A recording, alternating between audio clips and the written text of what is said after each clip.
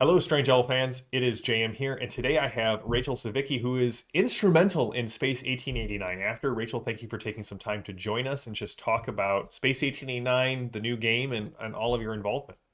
Hey, thanks. Glad to be here. Now, tell me if I've got this right. So, for our patrons who received the solitary adventure, you wrote that. Yeah. That was Yep. awesome. Like, I know a lot of people have commented on about how much they enjoyed it, so I'm really glad that we were able to share that, and hopefully that's one of our stretch goals coming up to like lay it out and get art and put it out into the world. So yeah, Yeah, I'd be absolutely thrilled to see that out nicely laid out and everything. I had a ton of fun writing that. So I'm glad that people have been enjoying it. I have really enjoyed. I realize this is completely off script. I sent you a list of questions and I'm already like, That's okay. Let's do it. Let's go. I love that I've been seeing more and more game companies putting out solitary adventures. The RuneQuest starter set came with a solitary adventure, the Call of Cthulhu one did, and they're a great way for GMs to learn the game system before they sit down and actually run it for other people. Absolutely. And I mean, I think one of the big things is that, like, especially during the pandemic, it was a great way for people to delve in and try new game systems without, getting together face to face with people. Yeah. Um, and then at the same time, like, as far as learning new game systems, they're not necessarily all like ours is not on the same system that we wrote for Imperium. But it's close and it gives you a feel for the setting in the world, and it Hmm. lets you dive in at your own speed, play when you have time, and decide if this is something that you want to learn more about. Yeah. And interestingly enough, I realized that we've been throwing the word Imperium around quite a bit, but I had to differentiate. That's totally like a Strange Owl thing. I had to differentiate between the 5e system, and I just wasn't going to call it the other system, right? Because as soon as you start calling it something like, I don't know, the other role playing game, that gets shortened to an acronym and that just sticks. And so you guys came up with the Imperium Society, and I liked that. So that's where that. Anyway, let's talk about Space 1889 after. Yes. Why don't you tell us a little about yourself and how you got involved in both Space 1889 and then the latest edition of it? Sure. So I actually had worked with Daryl Hayhurst previously on some other odds and ends. And so when he was taking over and starting to write for Space 1889, he reached out to me and said, "Hey, do you want to co write this with me?"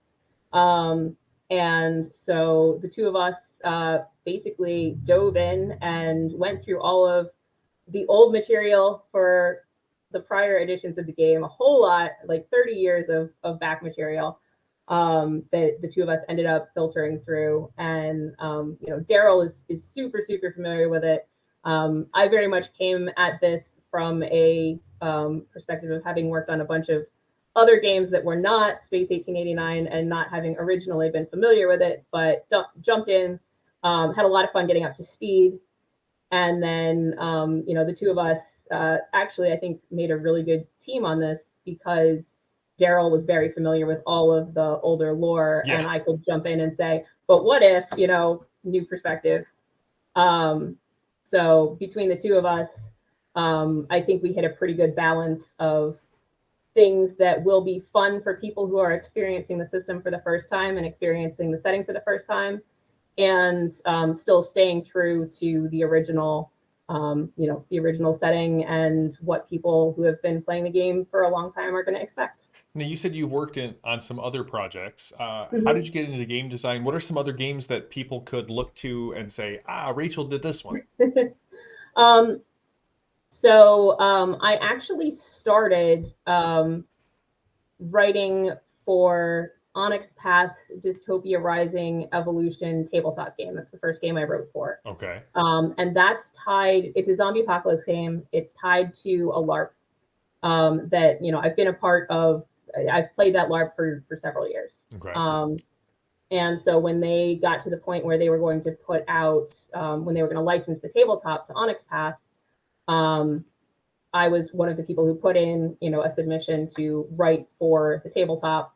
They hired me, and so both of the Onyx Path published adventures for that system are things that I wrote. Awesome. And from there, I worked on Exalted with Onyx Path, which is the things I worked on are not out yet, but coming out soon, I'm told. Fingers crossed. So third edition, Yes. I love third edition. So like that's awesome. This now I get to nerd out a little bit. I'm a big fan of Onyx Path games, so Nice, nice.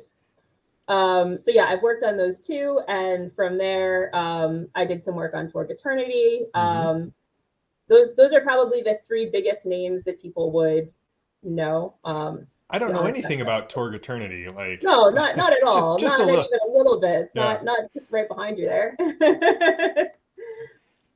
Well, um, let me ask you this. but What's your favorite thing about Space 1889 after? Like what's the favorite what was your a brainchild that you had or just your favorite part of the setting or your favorite change, something like that? so I got to do a lot of the setting material for Mercury and Venus, and I mean, my absolute like brainchild favorite thing I worked on was that solo adventure. It's That was great. very much, yeah, that was very much something that like I kind of pitched and said like, I've seen a couple of these because they put out a couple in the old magazines Mm-hmm. for Space 1889. They had a couple solo adventures in the magazines from like the 1980s. And so I went to Daryl and said, hey, what if we put together one of these? And he said, go do it. So I had already worked on a bunch of the setting material for Venus. And it's kind of near and dear to my heart, because there are a lot of historical parallels. Mm-hmm. For those who don't know, Venus, in the old game very much was a colonial plantation society. Mm-hmm. And part of what we did with After was we have a time skip, Mm-hmm. because that's part of what we wanted to do to make the setting fresh again. So there's a 10-year break between everything that everybody has played before and the setting that we have set up for After. And in the course of those 10 years, space flight was basically cut off. So we have these colonial plantations on Venus that really were only sustainable because they were getting supplied by Earth. So we got to actually play with what happens when you cut off the colonial plantation system from its, place of origin, and they no longer have all these resources and technology and everything that they've been using to effectively subjugate the local population. Yeah. So we got to play with that a little. We got to draw on some real world history to, try and make some parallels and give it a very new flavor while still, kind of showing what the fallout from all of that is. Yeah, I like that. I ended up doing a little interview on a Discord channel about Space 1889. That was one of the questions. Well, what happened after the time shift? What's going on Mars? What's going on Venus? And so what was interesting to me is, there I am sitting. I've run a little bit of Space 1889 in the playtest, and then they're Right. asking me like these detailed setting questions. So I've got the PDF. Thankfully, it was on Discord, so nobody could see like the panic looked in my face as I was Yeah. scrolling. But it's interesting. It reminded me a little bit of, and in a good way, like not in a like parallel, great minds thinking alike. I'm a big fan of the Infinity setting, and the Ariadne faction is sort of the same thing where this whole planet gets cut off. Like, what do you do? Well, you either fight a losing battle against the inertia of the planet, you get wiped out, or you find a way to make peace.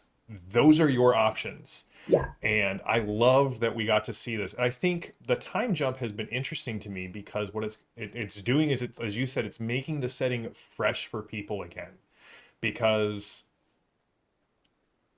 all spaceflight getting cut off, the ether being too dangerous to travel, and ships just disappearing, you get to take the status quo, and now it's I know what the setting's about, but now I'm going back. What are these new things? And so there's a mystery there that older players, I hope, will enjoy. Likewise, it very much is a slight, it's a slight refocusing of, kind of some of the core aspects of the game, in that, the original game was very much, we are going out into space to settle our colonies, and the humans are the next big thing. and that was the that was a lot of the focus of the game. Yeah. With the time skip, we've now kind of refocused it to be much more exploration focused, Yes. because nobody knows what's out there anymore. We knew what was out there 10 years ago, Yeah. but that doesn't mean that any of that is still there. It doesn't mean that any of the people you left out there are still there. Mm-hmm. And what happened to those people? Right, exactly. And So I there's a think, lot more unknowns for people to jump in and explore. yeah.